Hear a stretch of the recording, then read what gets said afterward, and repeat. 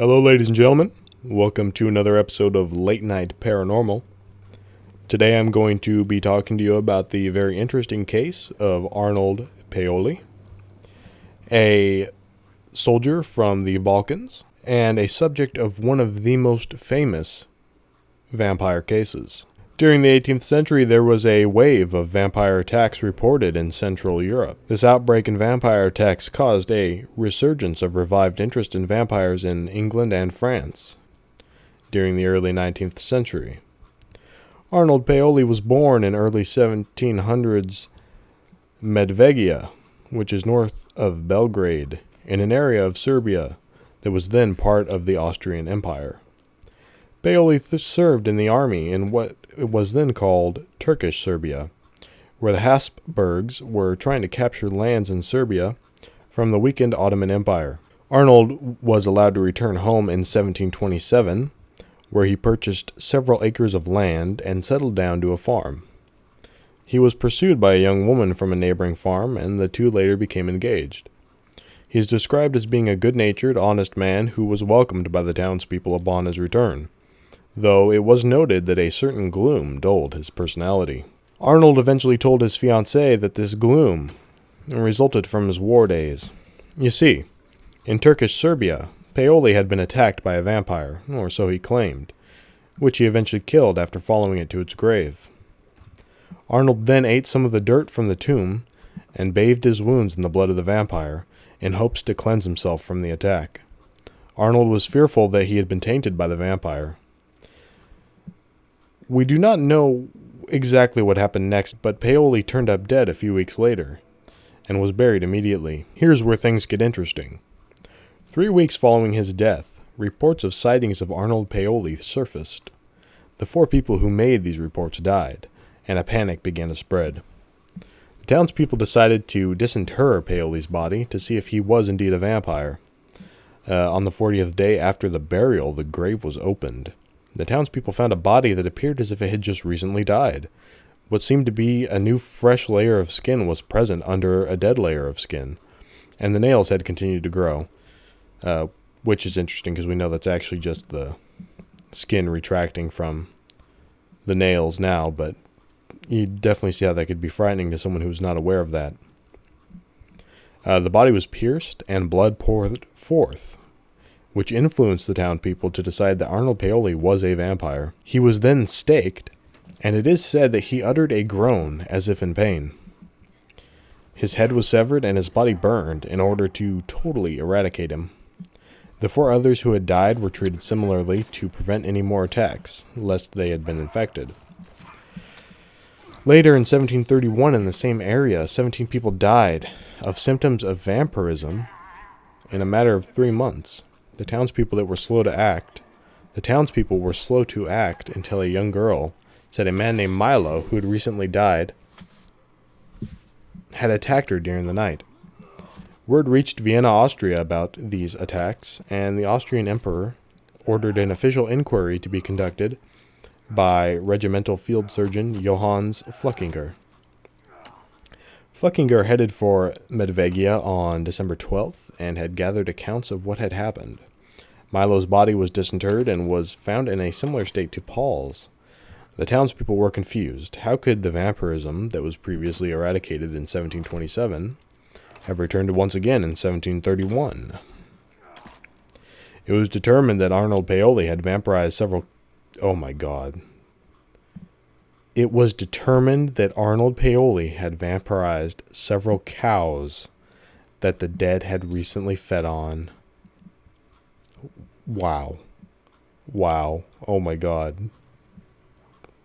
I'm trying not to laugh. Okay. Vampire cows, everybody.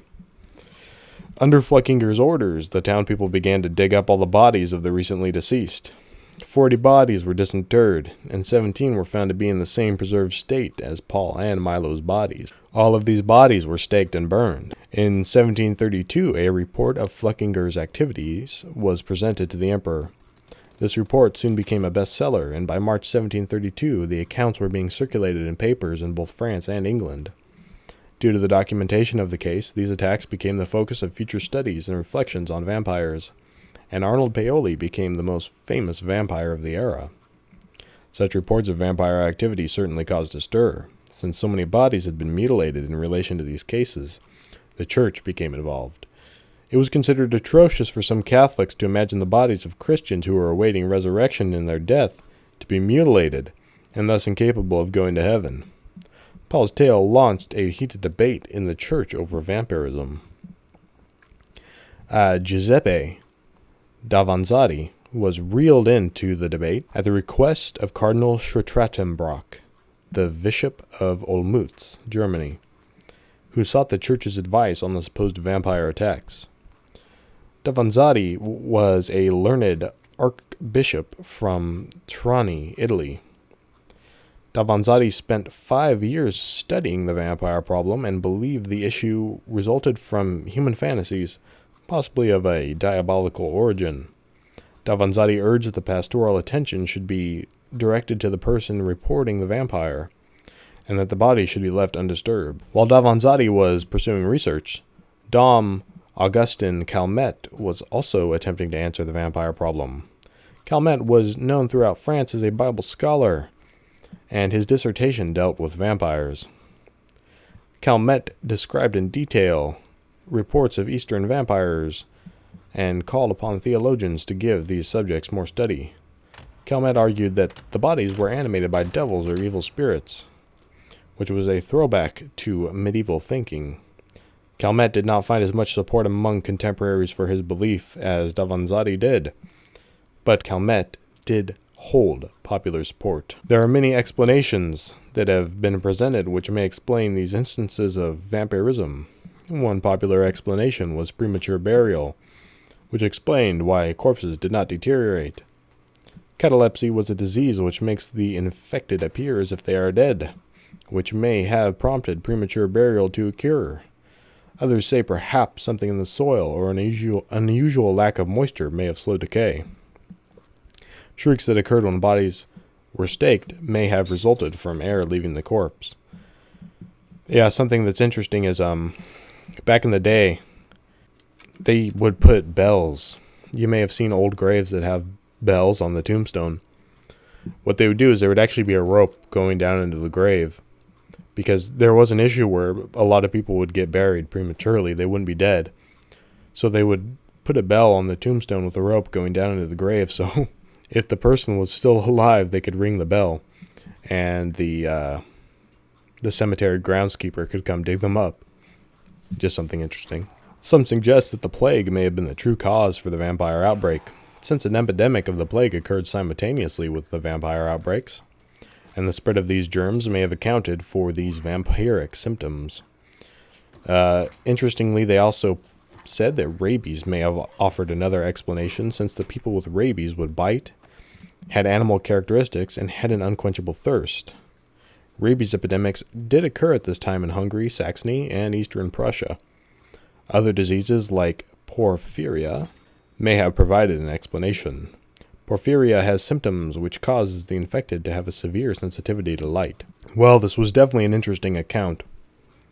Something that does raise my suspicion is the fact that they noted the deceased fingernails growing longer as a sign of it being a vampire.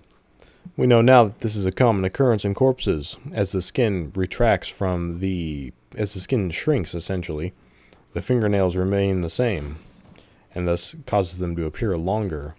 However, many of these other things I don't believe have such easy explanations, such as Paole's corpse groaning in pain when it had a stake driven through its heart. I doubt that was something as simple as air leaving the corpse. And also, it was reported that fresh blood poured from Paole's corpse. And Paole was dead for several weeks at this point, and any blood should have been gone, rotted away, even if he was buried prematurely. 40 days is still long enough for him to die of dehydration or suffocation and rot away. So, it doesn't explain the fresh new skin and the blood pouring forth. So, a very interesting account. Something that did kind of make me chuckle was the thought of people becoming vampires from eating cows that had been infected by a vampire.